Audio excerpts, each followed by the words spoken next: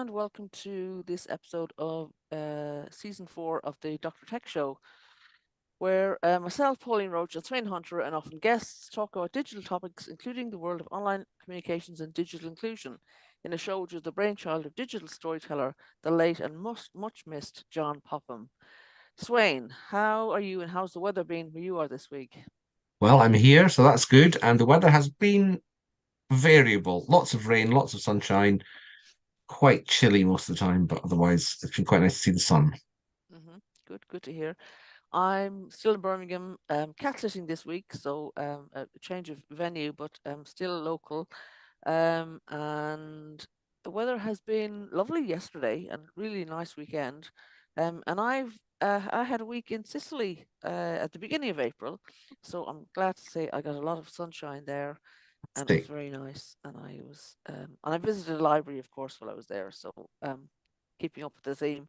But yeah, it was very nice, and it's not raining so far in Birmingham today, so that's really good. Okay, on to our dates. Swain, do you want to lead off on the dates that we have in I can this do that. one? Yeah. I've picked out a couple of things this week, the first of which is National Pet Month, and I think it is national in the UK. I sometimes forget to check whether these national days are actually UK dates or whether they're American or whatever they are, but I think this one is a UK one. Yes, it is. Mm-hmm. So the idea here is just to, well, the main reason I've picked it is there's lots of nice pictures of animals. But the National Pet Month aims and objectives include promoting responsible pet ownership, making people aware of the mutual benefits of living with pets, increasing public awareness of the role of pet care specialists, and raising awareness of the value of working and assistance companion animals, and to encourage fundraising for UK pet welfare charities and organisations. And how appropriate that you should have cats this week for this National Pet Month. Mm. How are you finding life with cats? Interesting. They certainly have a life of their own. And we are, we as in people who like kind of have cats. I think are what do they call helpmeets to the cats. You know, we're Oh, yes, addendums. They're front and center of the world. absolutely. Absolutely. Um, so these are two male cats, Max and Finn, and yeah, they have the run. Well, they have the run of the downstairs of the house. Max is allowed upstairs, and yeah, they know what they want. And yeah, so it's interesting to be with Hmm. animals for a change. Hmm. Yeah, yeah. Yeah, this is the first show I've done since we lost our Greyhound Alfie. So I don't have to worry about whether he's needing out urgently or anything like that for once, but we Mm, are missing him because sounds he about was right. Yeah. a big. Still, we've still got Tara the Lurcher and two cats as well, so we're not short of pets. Mm, So the next date is that April is also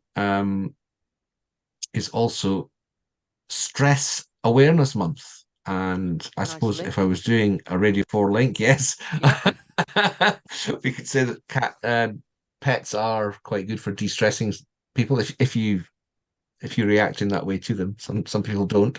hmm So anyway, this year the theme is little by little, a little becomes a lot. So little by little, a little becomes a lot. And it highlights the transformative impact of consistent, small, positive actions on overall well-being. So, for Stress Awareness Month 2024, the Stress Management Society wants to emphasize how even the smallest steps taken each day towards self-care and stress reduction can yield significant improvements in mental health over time. Uh, so, they encourage us to focus on making manageable adjustments to our daily routine, and while the impact of small actions own, on their own may seem little, the cumulative effects of these habits can end up being profound. So there's a video here as well, which I'm not going to play, but it's elaborating on that theme as well. There's a video by Neil Shah, who's got the fabulous job title of Chief De-Stressing Officer of the Stress Management Society. I love that job title. And that's just about it. Mm.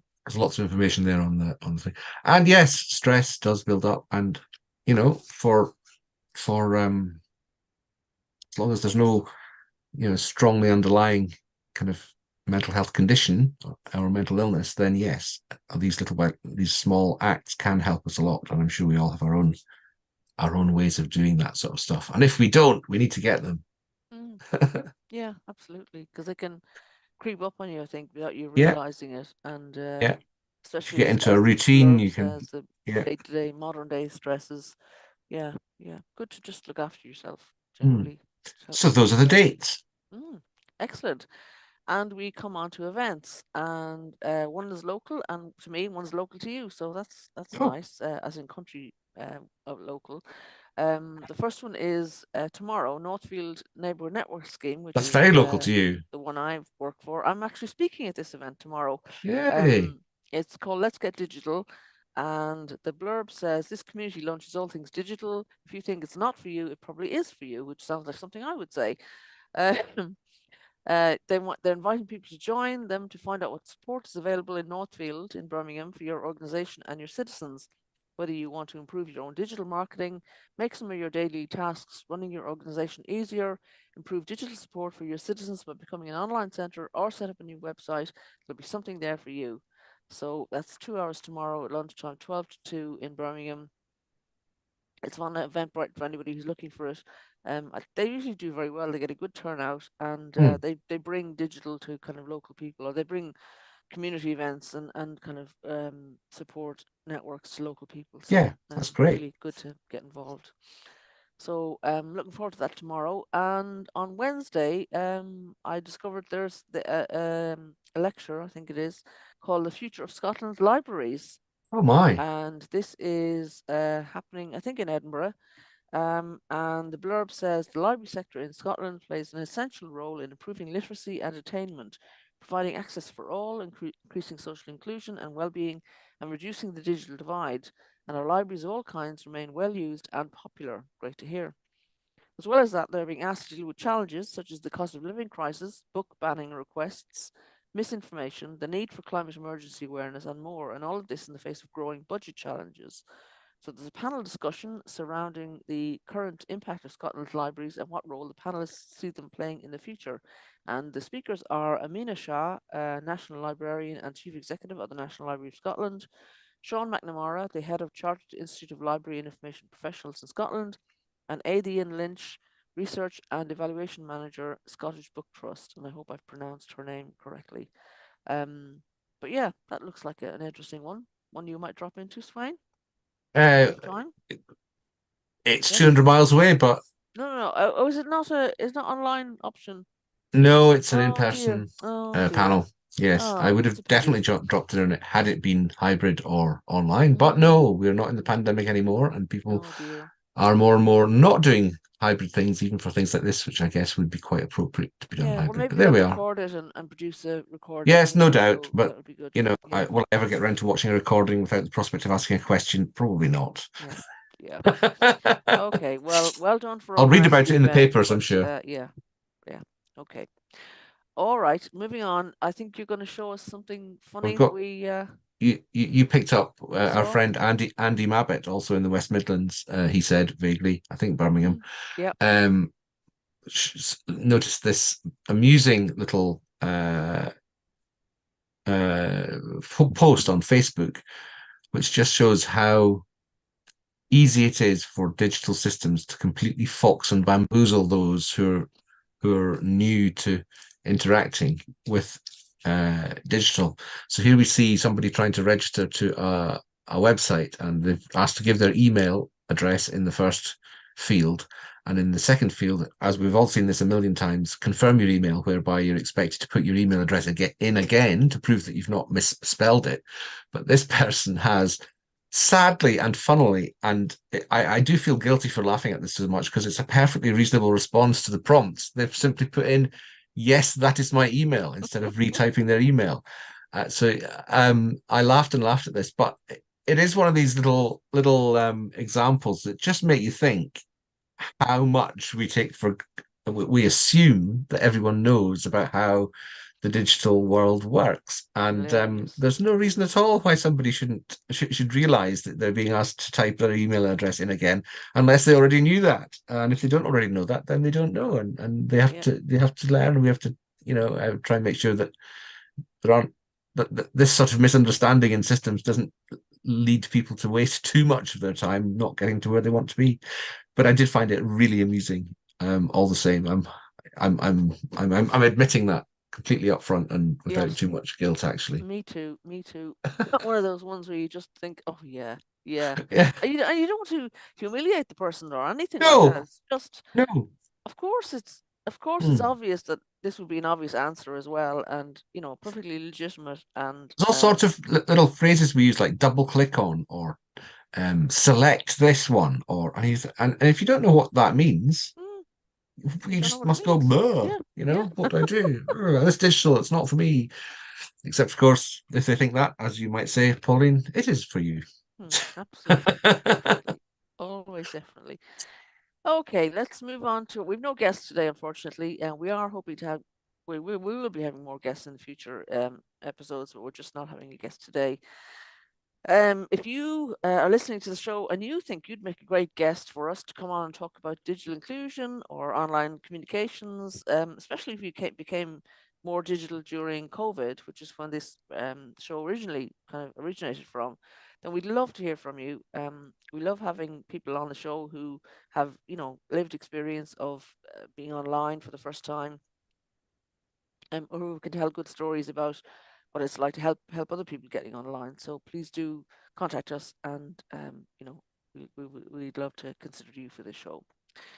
Okie doke. So the first story that we have today then is it's a bit dated, but I wanted to include it because I was involved again in this, and it mentions one of our favourite resources, which is libraries. And this is the Birmingham Digital Inclusion Strategy Evaluation Report. It's a bit of a long title, but anyway, there was a launch event on the 23rd of February for this report, and the key findings of the report were that in the since the strategy launch, I think in 2021, um, over 33,000 citizens have been empowered. There's been a successful multi-agency partnerships, and some of those are ongoing. There's been a positive emotional impact on participants, and there we've gained insights into areas for improvement. And the piece that I wanted to pick out was that the report mentions that 36 libraries in Birmingham currently offer a range of digital inclusion support, and Hmm. the report said there were plans for library staff to undergo digital champion training this year, which is great. Unfortunately, as most people know, Birmingham is facing a difficult budget Hmm. situation, very difficult. In fact, they've declared bankruptcy, and Section 114, and the budget report that went before the council on the 5th of March is talking about closing a large number of these libraries, 25 of them, in fact, which Oh, seems wow. really huge. Out of how many So did you say? 25 out of 36. So that Oh, would my leave goodness. one library, just over one library per constituency in Birmingham, Right. which doesn't really seem enough to me. And I know others are concerned about it as well. And there is a campaign, and friends of libraries groups are mobilizing to, kind of try and counter this, and give another side to the story. Um, we know that recent studies have shown what fantastic value libraries are. The report from Libraries Connected and the Arts Council Hmm. 2023 says that libraries generate the value of £3.4 billion per year in terms of digital inclusion, children's literacy, and well-being. And I think that can't be argued with, really. When you have the research, it's good to quote it. And I looked up some Hmm. other digital inclusion strategies as well, because many local authorities have them, many areas, Hmm. and a couple of that I came across were Oxfordshire, Norfolk, and Manchester. And the Oxfordshire one is interesting, and we've reported on it before because our friend Kira Allman Hmm. wrote a report, or was involved with a report on this, and they definitely link libraries to digital inclusion. And they quote in their report, the Oxfordshire one, they say the libraries and heritage strategy sets out several promises, priorities, and actions that align to digital access and inclusion. Um, and they quote the 2021 report on digital inclusion and exclusion in the arts and cultural sector, published by Arts Council England and the Good Things Foundation, which provides a clear framework for the development of the digital offer across libraries and heritage, building upon library services national universal offer around information and digital provision. And they go on to say the digital delivery has been growing in Oxfordshire across the library and heritage sectors. And in response to that pandemic, their services increased the volume and quality of the digital delivery. They carried out research, which we quoted earlier, libraries on the front lines of the digital divide, to collect data-driven insights on the digital needs of people who are under or unconnected to the internet and other digital technologies. This was the largest survey of the use of public computers in Oxfordshire ever undertaken, and provided a unique opportunity to assess the status of their digital offer for their customers. It emphasizes the need to move away from the idea of teaching digital skills and to focus instead on digital well-being, which I think is a useful way to see things. And I think other authorities are also expanding the idea of digital skills to a well-being model. And it quotes that digital inclusion is not simply about technical competence; it is also about social inclusion. Digital needs are almost always embedded in social circumstances and needs. And the report goes on to say currently all Oxfordshire libraries provide free access to Wi Fi and 345 PCs across 44 libraries with trained staff and volunteer support to help people get online and access digital resources. Over 9,000 people a year access our digital helper and digital activity programs, with digital support delivery to over 8,000 adults around online applications for bus passes, parking permits, and blue badge permits, as just a sample of some of the help that people are getting. But that seems like a good number. 44 Mm. libraries in Oxfordshire, which is actually probably a smaller local authority than, because Birmingham is It'll not be fewer is the people. It's biggest probably in Europe. Yeah, it'll be a bigger area, but it's fewer people. I guess. yeah. So it's interesting to know what other the Mm, number the other mm. authorities have. I know Birmingham is having its problems, but I'm not sure that closing libraries are changing the way libraries services are delivered No. Do you know what radically the is history? the Do you answer. know what the history in Birmingham is of the development of that number of libraries over the years? Are they all relatively long established, or There's lots of was there a tiny period of ones, right? Yeah. some new ones, some redevelopments. One I know was transferred into community ownership in Castlevale some years ago, but that means that it's only has access, I think, to the local stock and not to the whole service across the city. And that's Yes. that's the point that And also, it won't necessarily have professional library staff on hand not either necessarily. in that Yeah, yeah, situation. I yeah, mean, they might be lucky or have volunteers that are, but yeah, yeah, it's far. It's I suppose it is better than closing down libraries altogether. That option, taking them into community ownership, but it's not a very good no. compared to a good, properly run local authority library. It's Yeah. just not the same. Yeah, and the research that I mean, I've looked into this obviously for my work and for other Mm. things, my interests generally, and some other local authorities that have passed libraries into community ownership run by volunteers or volunteer organisations have actually taken them back into public sector ownership Yes, because it is a statutory service after all, yes, and they just don't succeed as well, I think, yes. generally, not being run by the public I sector. think what was in the back of my mind there was that it's almost good to hear that happening, because then at least if local authorities whose backs are up against the wall everywhere, but especially in England and especially in Birmingham, at least if they don't close them completely, but can find a way of keeping the doors open and the lights on to some extent, then there is always the option in the future to take them back. Yeah, However unlikely we might think that actually might be yeah, yeah. in most cases. Hmm. So the other counties that I looked at were Norfolk and Manchester. Well, Manchester City, obviously. Here comes Norfolk Norfolk. say in their strategy they want to continue and build on their library's offer to engage residents in digital services.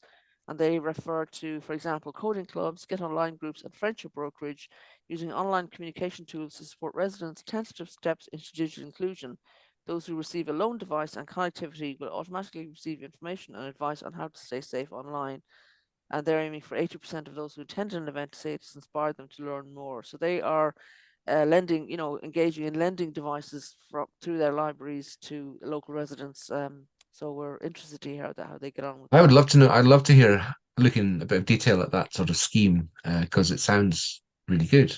I Mm, mean, it's I don't know. I'm just open to being persuaded that it's a good way of a good road to go down, because I can see lots of advantages in terms of the efficiency of use of resources. A bit like car clubs. I mean, Yeah, you can either own your own car or you can participate in a car club, and one car typically then will serve perhaps 20 or even more households, yeah, and that means it just I'm not sure whether that in fact I'm certain that that model won't transfer over to digital devices completely or straightforwardly, but I'd love to look at how that actually works. So that's what I'll be going back to, I hope, yeah, in time. yeah.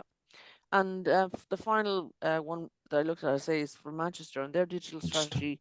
Um, the interesting thing that I picked up from their presentation about it was that the Let's Get Digital Manchester program is run by a dedicated digital inclusion team in the library service. So, it keeps coming up that libraries are critical and central to digital inclusion, I think, to many authorities. And, we want to see that, kind of continue really, because I think they are ideally placed Mm. to give that kind of support to people. So yeah. So we have our next story is actually also about Manchester, bridging the digital divide in Manchester, and this is from the Manchester Libraries blog, I and think I this missed one. report. Okay, well Carry maybe on, I'll from find it. the grid, yeah. This report shows the progress that has been made with supporting digital inclusion since the last report to Communities and Equality Scrutiny Committee in March 2023.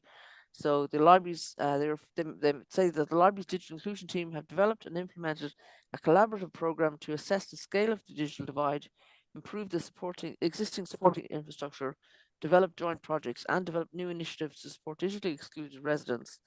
They're involving a diverse range of key stakeholders so far, including adult learning providers, third sector community organisations, registered providers, healthcare partners, and private sector business. And the great model about this is that Manchester City Council's digital inclusion work is considered best practice nationally. So that's great to have, Yeah. for people to be able to refer to. And this is shown, they say, by Councillor Hacking's invitation to be part of the House of Lords inquiry into tackling digital exclusion.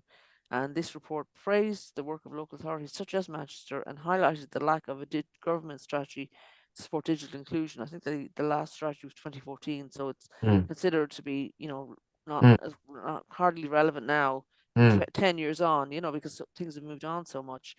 Um, the recommendations in the House of Lords report align with the Manchester Digital Inclusion Action Plan. The 5 priorities for a new strategy were cost of living support to stop more people becoming digitally excluded, to invest in basic digital skills, to boost digital inclusion hubs, including prioritising libraries, to future-proof public cloud services, including helping excluded people to not be marginalised by AI, and to prioritise telecoms competition, including review of the impacts of public service telephone network switch off. So all good things that we've talked about here on the show before. Absolutely. Yes. And libraries are. I have to keep saying this. Libraries are Mm. perfectly situated because They really people are. don't have to pay to come through the doors. They can join. They can become members for free. I don't know any public libraries in this country where you have to pay. No, I think it's they're a statutory always free free. Yeah. service. Yeah. Hmm. Um. So yeah, it's counterintuitive to close any of them and have them not run by professional staff. So let's keep up that impetus and keep an eye on what happens up and down the country, because it really matters and makes a Yes, a difference to local people's authority lives. area cannot say, on the one hand, they're committed to digital inclusion, blah, blah, blah, and on the other hand, just close libraries.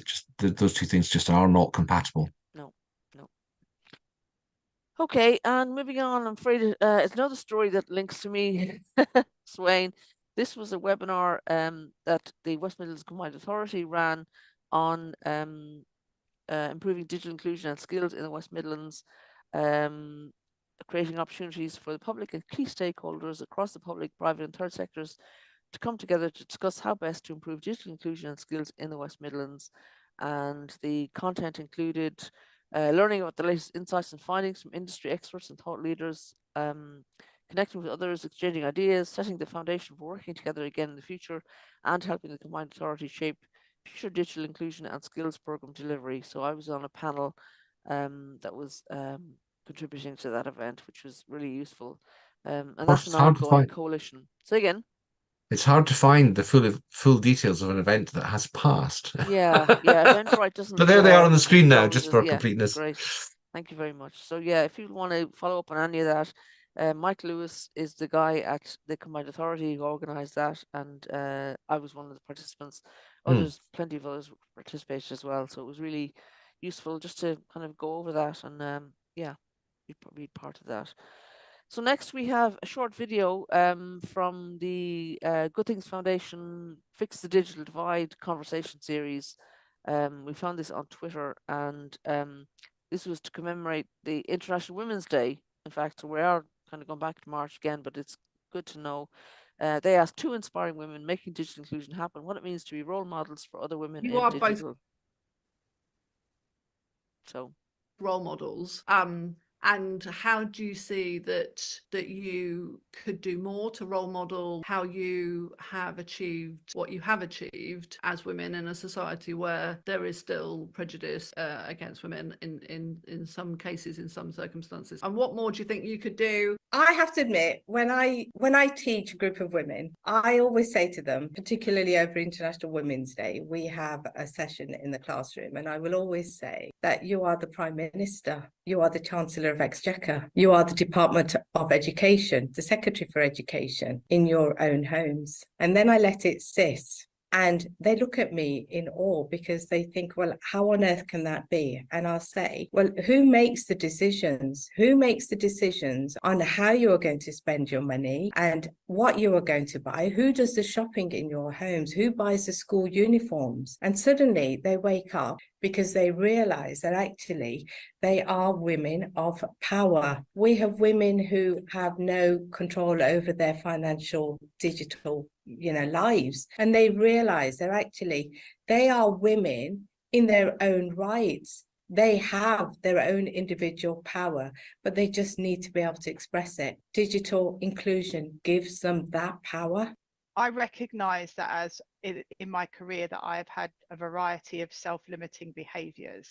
So, but what I try to do in my life is I try and talk about authentically the things that are going on and the points in my career where I might have required a nudge for somebody, or I might not have seen it in quite the same way. And I try to do that in a way that I hope is identifiable with others. So I hope that others can see it and respond to it, and it maybe means something to them. And I also try to make sure that I talk to girls and women about their careers and how good they are or how far they could go, because I can remember a point when someone challenged me and said, did you know you could do this, or I see you at this point, and I held it and it mattered. So I think playing it back with others is really important, but being an authentic leader about and not pretending you're something you're not, but being open about your story, really important.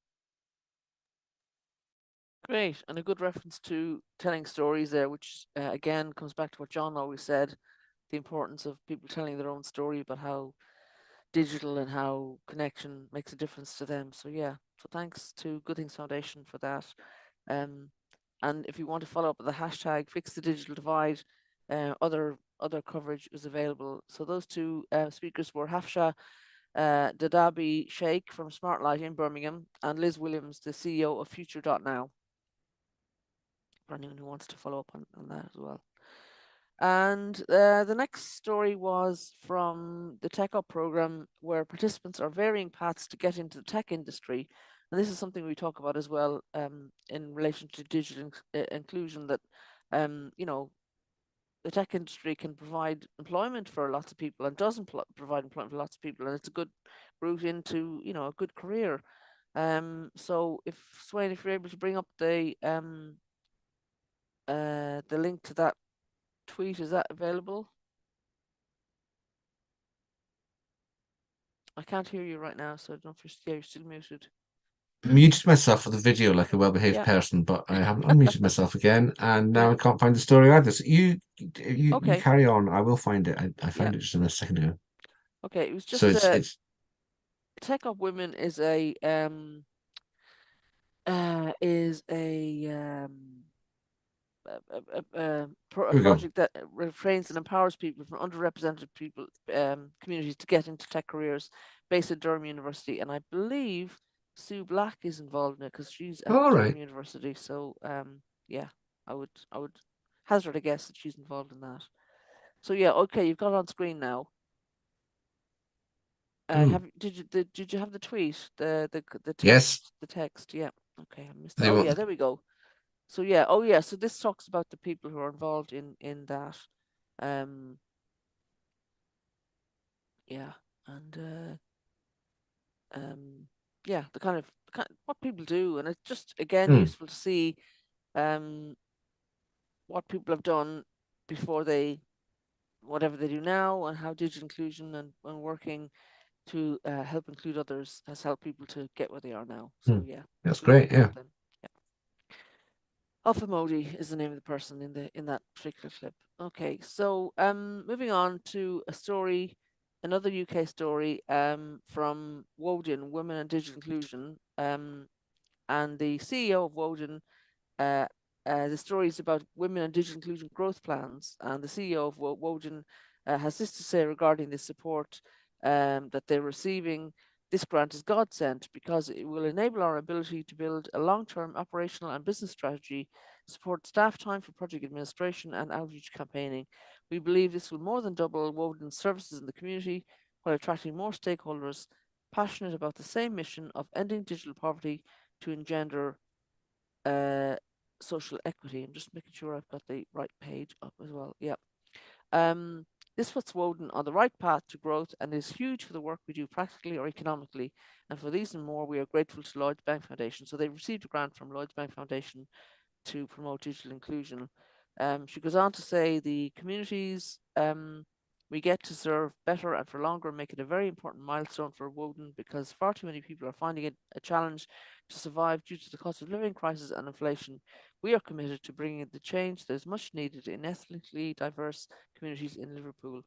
And the story goes on to say about Liverpool having a highly transient community of black immigrants, many asylum seekers or simply migrants seeking a new life.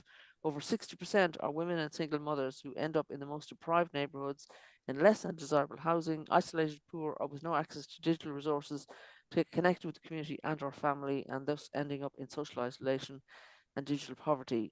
With a growing gap, with a lack of employment and income to meet their basic needs, including subsistence needs like food. And black women, it says, also continue to be underrepresented in the employment and enterprise space. So Woden's purpose and hope is to change this narrative via their activities, events, programs, and message, simplifying access to digital resources and tools that are essential for day-to-day living, and also simplify the use of digital resources for Black African immigrant women and their families in Liverpool. So well done to Lloyds Bank Foundation for supporting that, and maybe we can get somebody from Woden on to talk. Yes, that'd be great. About the effect of that. That'd be great. We really like that. Moving to a story from Houston, Texas, because we are international in this program. This is a story where the title is "Transforming Communities with Technology: The Power of Library Lending." Yes, we're going back to libraries, but I found this article very useful because it gave a whole list of patron populations who use libraries and for digital inclusion and other things. So the kind of story starts with reminding us that libraries have long been considered the heart of communities, serving as a hub for knowledge, resources, and community engagement, providing a crucial role in providing essential resources to various patron populations, ensuring everyone, regardless of age or background, has access to information. So they look at specific what they call patron populations and how technology can make libraries even more indispensable to the public. So they have 8 categories, and I'll kind of refer to each of them briefly if I can. First of all, seniors or elders or whatever, how older people, as we sometimes say in the UK. As we know, libraries often serve as a lifeline for what they call seniors, offering a quiet space to read, socialize, and access information. But navigating the digital landscape can be challenging, and therefore implementing library lending solutions specifically designed for seniors bridges the digital divide and allows seniors to connect to essential resources outside the library. So some people don't know that they can access so much other material online through the library, but you can, and in the UK as well. So good to promote that. Second category of patron is blind and print disabled. And again, libraries offer a range of solutions tailored to the unique needs of individuals with visual impairments or print disabilities. They reference digital audiobooks equipped with text-to-speech features and the integration of assistive devices and apps, further extend accessibility beyond physical library spaces. Now, some of this might not be applying in the UK, but I think a lot of it does or is developing. So it's still similar.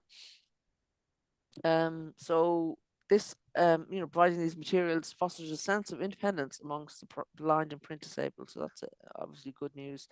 Toddlers, as we all know, most children love libraries. They're a gateway to the world of literacy, and library solutions designed for young people, toddlers especially, ensure access to a diverse range of books, technologies, and educational resources that are age appropriate and engaging. And it's just a good reminder that the books that are in libraries, they don't just arrive out of the sky. People are making decisions about what book stock and what other material stock to order, so that children, young people in their areas have access to lots of different input and chosen independently. Item 4, patron group 4, they say is veterans. I don't know what the terminology is in this country. It is now veterans, I think. Is it? I think Okay. we do use the word veterans now. We used to use ex-service men, or we would now say people, I guess. But I think the term veterans is now used. Okay. So the blurb goes on to say libraries can be a supportive environment for veterans, offering not only books but also resources related to job searches, benefits, and mental health. And obviously they affect veterans and other groups in the community. Implementing advanced library solutions tailored to veterans can enhance the efficiency of delivering these crucial services, contributing to their overall well-being. So another great patron group to be supporting. Number 5 is people experiencing homelessness. And in fact, I had a query about this myself at work last week. So good to be reminded that libraries often provide a safe space for people experiencing homelessness, offering, amongst other things, warmth, shelter, and access to critical resources. And again, by leveraging technologies to support people experiencing homelessness, libraries can effectively manage resources, ensuring everyone has fair and equal access to materials. So I understand most library services, public library services, do make have an offer whereby people experiencing homelessness who may not have a fixed address can still use libraries, sometimes on a limited scale. But I think libraries make every effort to make resources available to anyone who wants them. And one of the main resources that libraries offer are an open door and a warm space and Wi-Fi. I mean, it's as basic as that sometimes. Yeah, absolutely. Can't think of many other places really where you can go for that. Starbucks maybe, but then you have to buy something. You don't have to buy anything in a library. Right. It's free, so that's a really huge bonus. Number 6 of this list of 8 categories is school-aged youth. As we know, many students rely on libraries for homework assistance, research materials, and extracurricular resources. Focused, interactive, and engaging technologies for school-aged youth will assist in fostering their love for learning and love for libraries. So, interchangeable in some places. Number 7, families without home internet, huge group that we talk about regularly on this show. And the blurb goes on to say, in an increasingly digital world, families without home internet face challenges accessing online resources. Libraries serve as a bridge, and implementing technology-driven solutions ensures these families can bring home educational materials for everyone, further narrowing the digital divide. So yay for libraries in that case. And finally, in this group of list of groups is individuals with low digital literacy, and that can pertain to all of the preceding groups. Libraries act as educational hubs for those with low digital literacy, providing checkout systems with intuitive interfaces. Those self-checkout systems and user-friendly features can empower individuals with low digital literacy, making it easier for them to navigate library resources and learn further digital literacy skills on their own time. So great to have all that together, and I'll try and make sure that those people who are campaigning in Birmingham get a reminder of this if they don't already have it. Those are really at good. fingertips. That's really good, really interesting and good categories. I mean, most of us know that sort of in some form or other, but it's really good to have it so clearly set out there, which is something I would definitely point decision makers and others to. Yeah, and that was from a company, a tech company, Premier Wireless Company blog, and so it's good to see a company that maybe has a vested interest in, people using technology, just presenting some really useful information in a very accessible way. So well done to them for bringing all that together. Okie doke, moving on. We're still in the West Midlands. It's about the public sector providing a digital giveaway in Walsall, and this was an article on the UK Authority website. And this was part of a whole project, actually, the Combined Authority and bought devices that were distributed across the whole of the region. And this is just a story about one of the areas that benefited. And the numbers quoted are more than 1,500 digital devices such as Chromebooks and laptops have been given to residents and community organisations Walsall as part of a £500,000 project to help more people across the region get online. And this is part of the Combined Authorities Connected Services Fund, aiming to improve people's digital skills and connectivity. And in Walsall, the Combined Authority, Walsall Council, Walsall Healthcare, NHS Trust and community and voluntary sector partners joined up to deliver the Connected Services Programme. And this provided eligible residents with digital devices and with support from the Council's Walsall Connected team, practical help on how to use the devices effectively. And the Combined Authority said this was aimed at making it easier for people to access council services and health and social care and to feel less isolated by helping them make connections. And I know in Birmingham, lots of volunteer organisations, including my own, were involved also in helping people, access some of these devices and provide the ongoing support, because it's, as we know, Sweyn, it's not just getting the device, it's the support that people need to kind of get online and then to keep online.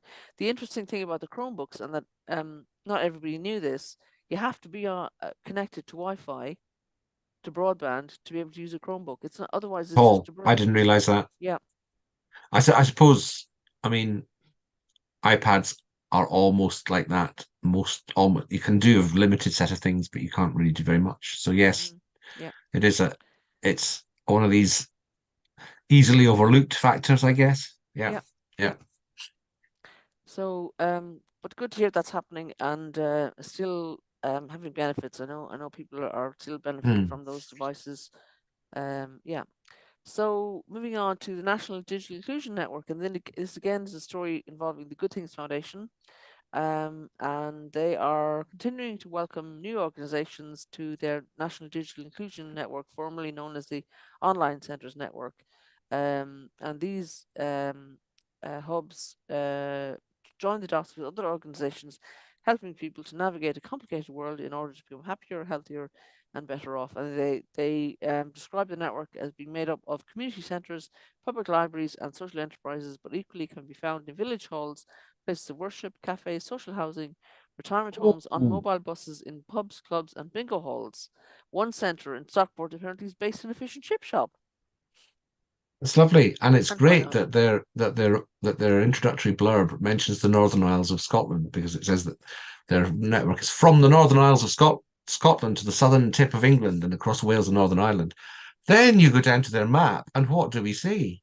What do we see? What do we think is missing from this map up about here? Some islands. The Northern Isles of Scotland. Never mind. We'll let them off. Oh dear, we'll have to talk to them. There's a Facebook group called Get Shetland on the Map, which I will post this to you. Yes. Okay, good. So they the centres, the blurb about this says that they establish relationships based on trust, which enable them to engage those who would not normally engage with public services. A friendly face, a hot drink, and non-judgmental support are available when you walk through the door to any digital inclusion hub. And I think I can vouch for that as well. Hubs provide a wide range of services and support spanning topics like employment, health and well-being, homelessness, refugee integration, and ESOL, English for speakers of other languages.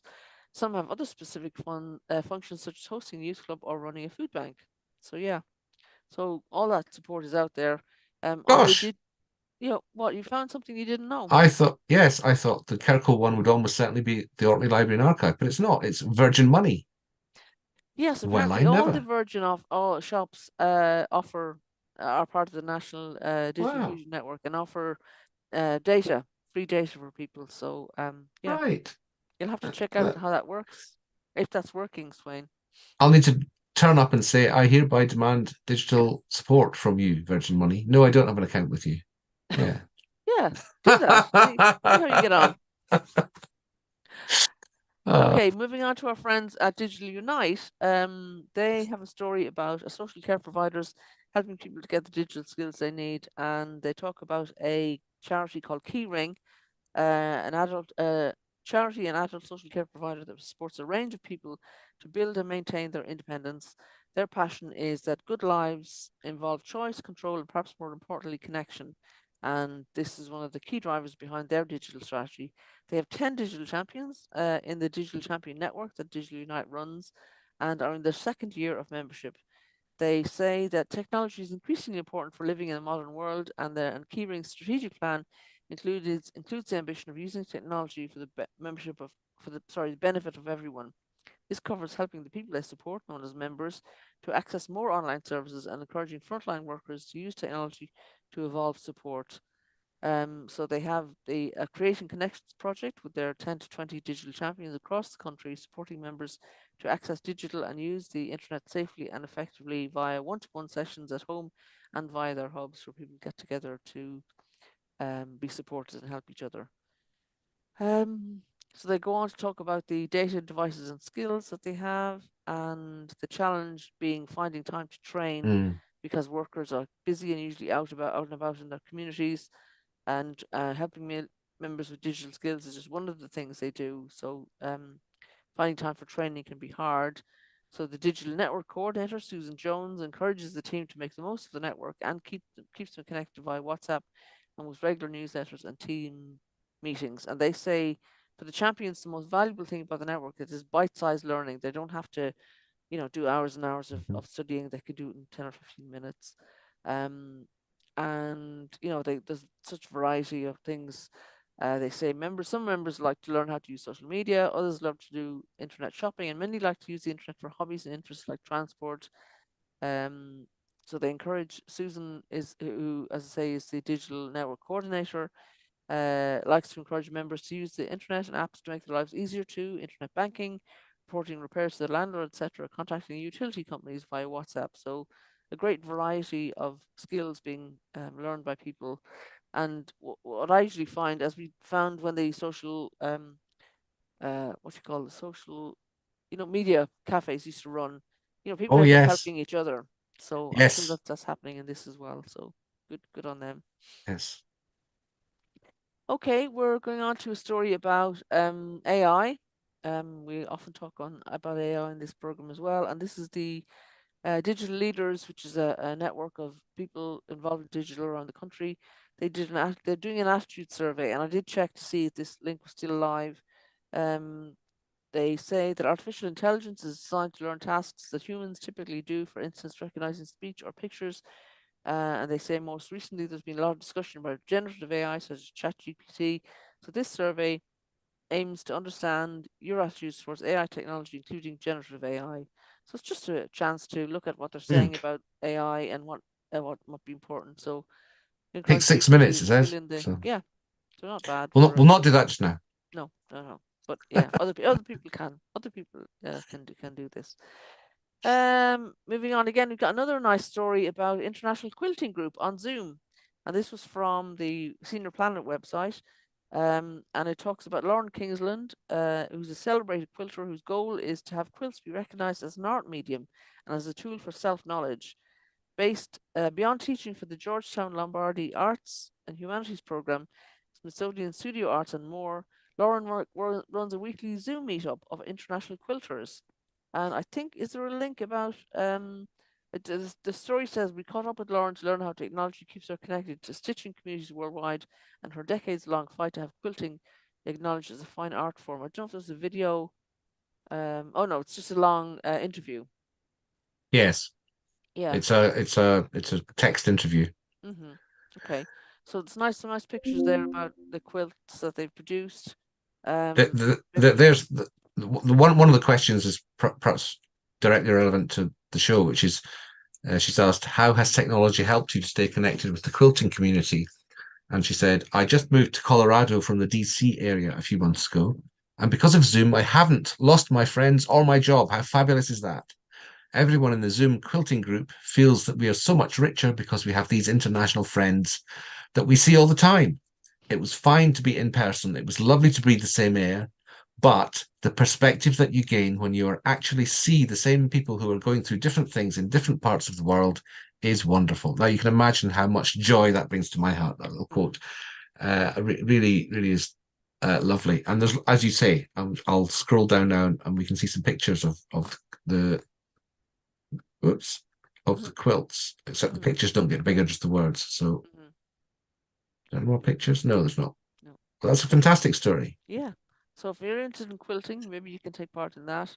Yes. And check it out. So we'll put the link as always with the show on YouTube. We put the links into the comments after. I love those stories of the two things I loved about that. One is that you can plug if people are willing to put the effort in, you can plug into a network that's wider than your travel distance, and also that when you move from one place to another, you don't lose contact with people. I think those two things are possibly under emphasized in terms of digital inclusion in that sense. But anyway, that's just me waffling on as usual. No, Don't no, worry. that's good.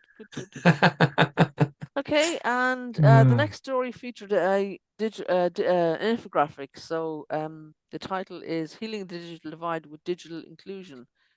So we love an infographic. So I liked, Oh, yeah. So it's one of those long ones that's okay. difficult to read on this. Yes. Can you make it any bigger on the screen? We can No. just use we can Yeah, just just do use it it. Yeah. Oh, yeah. gradually There we on go. the main Yeah. screen. Yeah. So the quote is from William Gibson: "The future is already here. It's just not very evenly distributed." And it goes down. I've Yeah. not heard that one. Oh, you haven't? Okay. Yeah. No. Yeah. Oh, that's brilliant. Yeah. So if you scroll, 1993, so it's yes, 31 while. years. Yeah. Scroll down, it outlines the problem, their approach, more about the digital divide, service inclusion practices, vulnerability, human capabilities. It says we also upframe. I haven't heard that word before. Frame. The pillars of service inclusion using a strengths-based approach, and their pillars are enabling opportunities, enabling choices, nurturing healing, and fostering happiness. It's Okay. Yes. unusual to see Yes. happiness as a quoted as Yes. an outcome, desirable outcome. You But don't yeah, you don't absolutely. always see things up framed in that particular way, No, do you? no, No. indeed. No, you don't. No. And then they provide secondary data and reports and primary data, and some practices when preparing to serve their customers, and practices where organizations co-produce inclusive digital services. So really good, bringing things together to maybe help other people to think about their practice. So yeah, well done to Serve Collab for Yeah, bringing that's that really interesting. infographic together. Yeah, nice. Okie dokie. And the next story was about a Guardian article saying that over 70s are UK's most online adults after 20 somethings.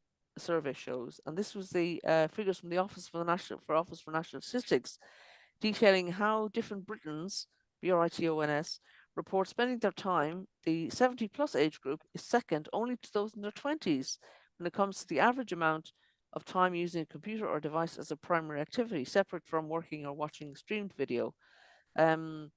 The data says that silver surfers in Britain spend an average of 43 minutes and 6 seconds a day using devices in such ways in September last year, 10 minutes longer than those in their 40s. Under 20s weren't part of the survey, so they're not included. The over 70s spent more time web browsing, checking email, and on other computer use, such as creating content for the public, than any other age group surveyed, but also spent the least time, just 3 minutes a day, on social media. And while those in their 20s spent an average 32 minutes playing console or computer games, far more than any other age group, the over 70s spent just 8 minutes, 18 seconds. However, they still played more than those in their 60s, bucking the trend that the older you get, the less you game. So I find that fascinating. Yes, I mean it sounds really counterintuitive. A couple of words of caution, I think, on that one.